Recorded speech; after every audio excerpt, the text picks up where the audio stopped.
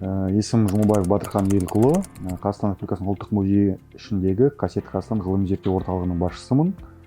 Яғни осы рухани жаңғыру аясында Қазақстан Project Management жобасымен таныс болдық, және біздің Қазақстан келер географиясы жүргізу жобасын жүргізуде халықпен бірге үндесіп жасағанда, ғалымдармен бірлескенде осы проектлік менеджмент арқылы сол жобаны біз жасадық. Яғни бірінші 5 жылдың қорытындысы аясында біз 2021 жылдың Каспий EMI-дің бас жүлдесін алдық. Бұл тек қана бір күндік жұмыс емес, 5 жыл бойы өңірлермен тығыз байланыста, әріптестерім ғылыми тұрғыдан болсын, жаңағыдай проектлік менеджментті енгізіп, осы салаға салдырып, жақсы жұмыс нәтижесінде біз жаңағыдай мемлекеттік мекеме есебінде соны жеңімпаз атандық. Бұл бізге үлкен бір жетістік болды. Әріптестеріміз өзім де қатты қуандым. Ең алдымен біз әлеуметтік желіден, қателеспесем, Instagram парақшасынан білді ойдым. Жарнама жүрді ғой Instagram содан. Ол кезде жаңағыдай Каспий EMI 2021 деген шын керек толық түсінген жоғым, бірақ та жай бір бақылап өттім. Ал кіші ғылыми қызметкерлеріміз біздің жаңағы министрлікте жүрген, сол хат есебінде келген, содан жаңағы толықтай түсініп, оқып, соны айтты, мінекей Батырхан Елікович, бізге осындай хат келіп жатыр. Біздің жасап жатқан дүниеміз осыған келеді, сәйкес ұсынайықшы деп. Осы мен жарайды дедім, оқыдым, көрдім, ұсынуға болады. Иә, біздің жасап жатқан дүниеміз.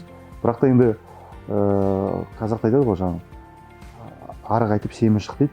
Тапсырғаннан кейін осыны тағы да кімдер тапсырады, жеңімпаз боламыз ба, неге ілігеміз бе, байқау нәтижесі бойынша біз үздік, менің ойлауым біз үздік 10-ға, үздік 20-ға ілігеміз ба деген сияқты сондай болған тұғын. Енді Қазақстан бойынша болғасын, шын керек қорқыныш болды, оны жасырмаймын. Қазір енді қарасам, неге қорққанымды түсінбеймін, ешқандай ештеме жоқ екен.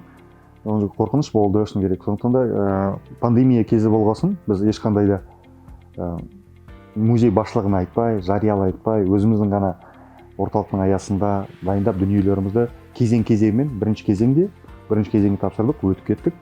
Екінші кезеңге алдық, жолдама алдық. Екінші кезең нәтижесінде жаңағыдай тікелей байланыс болады деді, онлайн сарапшылармен кездестік. Шын керек енді сарапшылармен кездесу үшін ондай күні мінекей сіздер осындай Zoom платформасы арқылы байланысқа шығасыздар дегенде жаңағы жасалған дүниелерімнің барлық көшірмелерін өз алдыма дайындап қойып қорқыныш сезім болды. Өйткені бізде сарапшылар, шетелдік сарапшылар деп, мен ағылшыншам өте шорқақ болды, сосын түсіндіре аламын ба деген сияқты, орысша айтамын деген сияқты.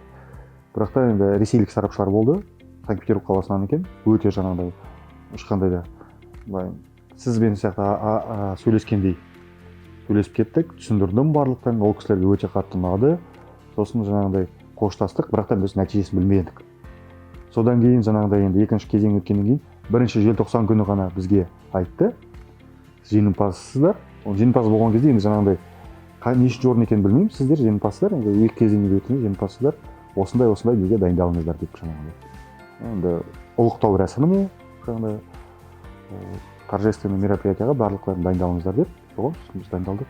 Бір жақсы проект менеджменттің жасалған дүниеңізді сақталған күнде, жоба есебінде сақталғаннан кейін, яғни проектке енгізгеннен, менеджментке енгізгеннен кейін, ары қаратай қорытынды нәтижесін беретін бағыттарын білесіз. Яғни дұрыс бағыты, бұрыс бағыты. Солардан мысалы стейкхолдер дейді ғой, сақтануға мысалы. Егерде нәтижесі теріс нәтиже беретін жағдайда, оның алдын алуға байланысты.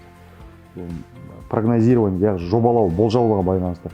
Оның барлығын осы қойған дүниеміздің, менеджменттің мысалы оң нәтижелері. Сосын халықтан жаңағындай тікелей байланыс арқылы халықтың көзқарасын оны да біз енгіздік. Сосын сыртқы сарапшылар, эксперттер, осы жобаға қатысқан кезде эксперттердің, бізде ресейден эксперттер болды, біз солармен жаңағыдай онлайн байланыста мен сол жобаны қорғадым, солармен сөйлестім.